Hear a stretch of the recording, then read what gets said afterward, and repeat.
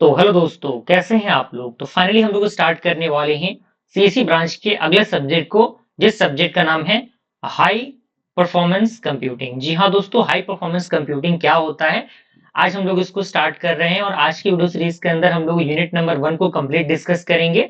तो जितने भी हमारे स्टूडेंट हैं जिन्होंने हमारे अलग अलग सब्जेक्ट के प्लेलिस्ट को एक्सेस नहीं किया है, तो जरूर एक्सेस करिएगा, उनको जरूर देखिएगा, क्योंकि आपके एग्जामिनेशन के लिए, नॉलेज के लिए वो सारी चीजें बहुत इंपॉर्टेंट है। और आपको कम समय में बेहतर से बेहतर चीजें मैं प्रोवाइड कर रहा हूँ, ताकि आपको कोई परेशानी ना हो, आप अपने अपने जो स्किल्स हैं उनको भी अच्छी तरीके से डेवलप कर पाए, और आप अपने एग्जामिनेशन की तैयारी भी बहुत बेहतर तरीके से कर पाए। ठीक है, तो चलिए स्टार्ट करते हैं।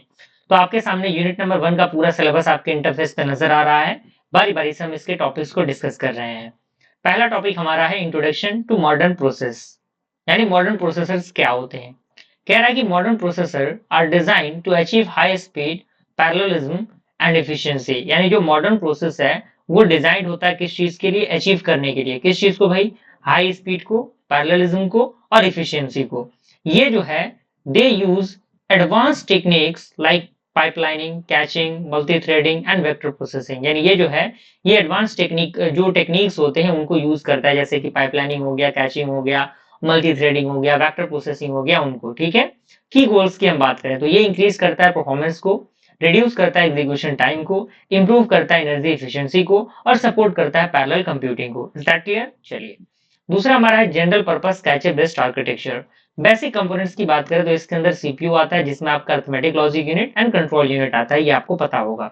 ठीक है, रजिस्टर्स आता है। दूसरा आपका आता है कैशे मेमोरी, जिसके अंदर L1, L2, L3 ये चीजें आती हैं। और उसके बाद आपका आता है मेन मेमोरी, जो कि आपका रैंडम एक्सेस मेमोरी होता है। ठीक है, कैशे मेमोरी की बात करें तो ये काफी स्मॉलेस्ट होता है, लेकिन काफी फास्ट मेमोरी भी होता है, ध्यान रखने वाली बात है ये स्टोर करता है फ्रिक्वेंटली यूज डेटा को, यानी जो बार बार डेटा यूज होते हैं उनको स्टोर करता है। और ये रिड्यूस करता है मेमोरी एक्सेस टाइम को। टाइप ऑफ कैशे की बात करें तो L1 कैशे, जो कि फास्टेस्ट एंड स्मॉलेस्ट होता है, जो कि सीपीयू के अंदर होता है। दूसरा आपका आता है L2, जो कि larger and smaller than, slower then L1 होता है। और L3 जो कि आपका शेयर्ड होता है अमॉन्ग द कोर्स। वर्किंग की बात करें तो यहाँ पे जो सीपीयू है वो पहले चेक होता है कैश के अकॉर्डिंग। यदि डेटा फाउंड होगा तो कैश हिट करेगा, यदि डेटा फाउंड नहीं होगा तो कैश मिस करेगा, यानी फेच फ्रॉम द रैम। यानी ये फेच कहां से होगा, रैम से होगा। क्लियर हुआ? अगर हमारा आता है performance matrix and benchmarks. Performance matrix की बात करें तो इसके अंदर तीन चार चीजें दी गई हैं। पहला आपका एग्जीक्यूशन टाइम, दूसरा आपका थ्रूपुट, तीसरा आपका स्पीड अप, चौथा आपका इफिशियंसी। फॉर्मूला की बात करें सीपीयू टाइम का तो वो instruction count multiply CPI multiply clock cycle time होगा। बेंचमार्क की बात करें तो ये आपका स्टैंडर्ड प्रोग्राम होता है जिनका हम यूज करते हैं मेजर करने के लिए परफॉर्मेंस को। ठीक है, जैसे एग्जांपल आपका एसपीईसी यानी स्टैंडर्ड परफॉर्मेंस इवोल्यूशन कॉर्पोरेशन। दूसरा आपका लिंक पैक, जो कि फॉर द सुपर कंप्यूटर होता है। अगला हमारा आता है मूरेज लॉ। डेफिनेशन की बात करते हैं तो यहाँ पे कह रहा है कि number of transistor on a chip double approximately level approximately every 18 to 24 month. यानी जो नंबर ऑफ ट्रांजिस्टर होते हैं चिप में वो डबल होते हैं अप्रोक्सीमेटली, जो कि 18 से 24 मंथ के हर एक दरमियान जो होते हैं वो डबल होते हैं इनके ड्यूरेशन के बीच में। इम्पैक्ट की बात करें तो ये रिड्यूस इंक्रीज करता है प्रोसेसर, जो आपके प्रोसेसिंग पावर होते हैं उनको रिड्यूस करता है, कॉस्ट को पर द ट्रांजिस्टर। और ये led to rapid technological growth होता है इसके अंदर। ठीक है, लिमिटेशन की बात करें तो फिजिकल लिमिट, जिसका हीट पावर कंजम्पशन। दूसरा आता है now slowing down and shift to the parallel computing. Clear? अब हमारा आता है पाइपलाइनिंग। पाइपलाइनिंग की कंसेप्ट की हम बात करें तो यहाँ पे कह रहा है कि execution of multi instruction simultaneously in different stages. यानी जो आपका एग्जीक्यूशन होगा अलग अलग इंस्ट्रक्शन में, वो साइमल्टेनियसली क्या होंगे, अलग अलग स्टेजेस में काम करेंगे। जैसे स्टेजेस की बात करें तो फेच होगा चीज, डिकोड होगा, एग्जीक्यूट होगा, मेमोरी एक्सेस होगा एंड राइट बैक होगा। क्लियर? एडवांटेज की बात करें तो ये इंक्रीज करेगा थॉटपुट को। प्रॉब्लम की बात करें तो data hazards, control hazards, structural hazards. Clear है? दूसरा हमारा क्या टॉपिक है, सुपर स्केलर आर्किटेक्चर। यहाँ पे कह रहा है कि your super clarity that means super scalar. यानी सुपर क्लैरिटी का मतलब क्या हुआ, सुपर स्केलर। जैसे डेफिनेशन दिया है कि प्रोसेसर एग्जीक्यूट मल्टीपल इंस्ट्रक्शन पर क्लॉक साइकिल। यानी जो प्रोसेसर है वो मल्टीपल इंस्ट्रक्शन को पर क्लॉक साइकिल में क्या करेंगे, एग्जीक्यूट करेंगे। अगर हम इसके फीचर्स की बात करें तो मल्टीपल एलयूज इसके अंदर होंगे और इंस्ट्रक्शन लेवल पैरेललिज्म इसके अंदर काम करेगा। बेनिफिट की बात करें तो ये फास्टेस्ट एग्जीक्यूशन होता है। ठीक है, और भी कुछ चीजें इसके अंदर है, आई थिंक इतने ही है। ठीक है, चलिए अगला हमारा आता है SIMD, single instruction multiple data concept की बात करें तो one instruction operate on multiple data point simultaneously, यानी ये जो आपका वन इंस्ट्रक्शन होता है वो ऑपरेट करता है मल्टीपल डेटा पॉइंट पे साइमल्टेनियसली, ठीक है। जैसे example addition to arrays element wise, यानी दो एरो को एलिमेंट वाइज ऐड करना, एंड ये यूज होता है ग्राफिक्स प्रोसेसिंग के अंदर, साइंटिफिक कंप्यूटिंग के अंदर, ठीक है। अगला हमारा था मेमोरी हायरार्कीज, तो ये स्ट्रक्चर फॉलो करता है टॉप डाउन टू बॉटम, यानी टॉप से बॉटम की तरफ, ठीक है, जिसके अंदर registers, cache, RAM, secondary storage, ये चीजें आती हैं। अगर हम की आइडिया की बात करें तो faster memory equal to smaller and expensive, यानी फास्टर मेमोरी अगर होगा तो वो काफी स्मॉलर होगा और काफी ज्यादा महंगा भी होगा, अगर स्लोअर मेमोरी होगा तो वो लार्ज होगा और चीपर होगा, ठीक है। प्रिंसिपल की बात करें तो लोकेलिटी ऑफ रेफरेंस, यानी temporal locality and spatial locality, clear. अगला हमारा आता है मल्टी कोर प्रोसेसर्स। क्या होते हैं मल्टी कोर प्रोसेसर भाई? तो यहाँ पे आपके सामने दिए गए हैं processor with multiple course on a single chip, यानी प्रोसेसर जो कि मल्टीपल कोर को एक सिंगल चिप पे कैरी करते हैं। जैसे एडवांटेजेस की बात करें तो parallel execution, better performance, energy efficient, ये चीजें इसके अंदर आती हैं। अगला हमारा आता है मल्टी थ्रेडेड प्रोसेसर। यहाँ पे कंसेप्ट की बात करें तो मल्टी थ्रेडेड जो है वो एग्जीक्यूट करता है चीजों को साइमल्टेनियसली, ठीक है। टाइप की बात करें तो course gained multi threading, fine gained multi threading, simultaneous multi threading, ठीक है। जैसे एग्जांपल आपका हाइपर थ्रेडिंग हो गया, ठीक है।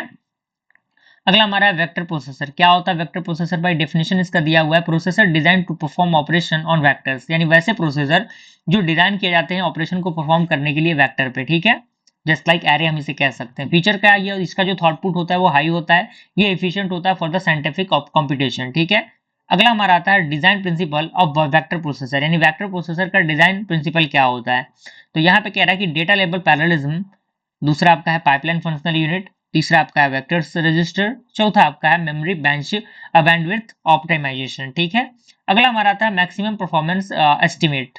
तो इसमें आपके पीक परफॉर्मेंस जिसका फॉर्मूला दिया हुआ है, जैसे पीक परफॉर्मेंस की बात करें तो ये थियोरेटिकल मैक्सिमम स्पीड होता है प्रोसेसर का, फॉर्मूला इसके अंदर जो पीक परफॉर्मेंस होता है वो इक्वल होता है number of operation into clock जो आपका फ्रीक्वेंसी होता है उसके, ठीक है। प्रैक्टिकल परफॉर्मेंस की बात करें तो ये लोअर होता है due to the memory delay, यानी मेमोरी के डिले के वजह से और जो डिपेंडेंसीज होती है उनके वजह से। अगला हमारा आता है programming for the vector architecture. तो यहाँ पे टेक्निक दिया गया use loops with independent iterations, यानी ये यूज करता है लूप को जिसके अंदर इंडिपेंडेंट आइटरेशन होंगे, अवॉइड होगा डिपेंडेंसीज एंड यूज करेगा वेक्टर के इंस्ट्रक्शन को। जैसे कि आपके सामने एक एग्जांपल भी दिया हुआ है, फॉर लूप यहाँ पे आपके सामने दिया हुआ है जिसके अंदर integer i is equal to 0 initialize किया गया है और माना गया कि i लेस देन n है, और इसके अंदर i के अंदर एक इंक्रीमेंट जो ऑपरेशन है वो भी दिया गया है, और लास्ट में आपके नीचे ऐड किया गया है c of i is equal to a of i plus b of i, clear. अब हमारा आता है कुछ बेसिक ऑपरेशंस होते हैं फॉर द सीरियल पोर्ट्स, जिसमें आपका आता है स्केलर प्रोफिलिंग। तो ये एनालाइज करता है प्रॉब्लम को to find the time consuming part, यानी टाइम कितना लग रहा है उसके पार्ट को। जैसे टूल्स की बात करें तो इसके अंदर जो जीपी रॉफ होता है वो यूज होता है और जो आपका प्रेफ होता है वो यूज होता है, ठीक है। दूसरा आपका आता है कॉमन सेंस ऑप्टिमाइजेशन, ये रिड्यूस करता है अननेसेसरी कंप्यूटेशन को, यूज करता है एफिशिएंट एल्गोरिथम को एंड अवॉइड करता है जो भी रिडंडेंट लूप्स होते हैं जो बार बार लूप चलते हैं उनको थोड़ा सा अवॉइड करता है ये, ठीक है। अगला हमारा आता है simple measurement measures and there impact. तो ऑप्टिमाइजेशन की बात करें तो लूप अनरोलिंग जो कि फास्टेस्ट एग्जीक्यूशन होता है, इनलाइन फंक्शन ये रिड्यूस करता है ओवरहेड को, कैचे फ्रेंडली जो कोड होता है वो बेटर परफॉर्मेंस होता है, ठीक है। रोल की बात करें कंपाइलर की, तो कंपाइलर जो है वो ऑप्टिमाइजेशन, कंपाइलर ऑप्टिमाइजेशन आता है जिसके अंदर लूप ऑप्टिमाइजेशन, डिकेड कोड एलिमिनेशन, इंस्ट्रक्शन शेड्यूलिंग, ये चीजें आती हैं। और फ्लैग्स की बात करें तो आप यहाँ पे फ्लैग्स देख सकते हैं, जीसीसी आपके सामने एक एग्जांपल में दिया होगा, ठीक है। अगला हमारा है C++ ऑप्टिमाइजेशन। टेक्निक की बात करें तो यूज करता है ये रेफरेंस को इंस्टेंट ऑफ कॉपीज, अवॉइड करता है अननेसेसरी ऑब्जेक्ट के क्रिएशन को एंड यूज करता है कॉन्स्ट कीवर्ड को, ठीक है। और ये प्रेफर होता है स्टैक ओवर हीप मेमोरी के अकॉर्डिंग, ठीक है। तो इस तरीके से हमने क्या किया, हाई परफॉर्मेंस जो हमारा सब्जेक्ट था उसके यूनिट नंबर 1 को कंप्लीट किया। अच्छा खासा आप रिस्पांस दिखाइए ताकि जल्दी हम लोग यूनिट नंबर 2 को अपलोड कर सके, ठीक है।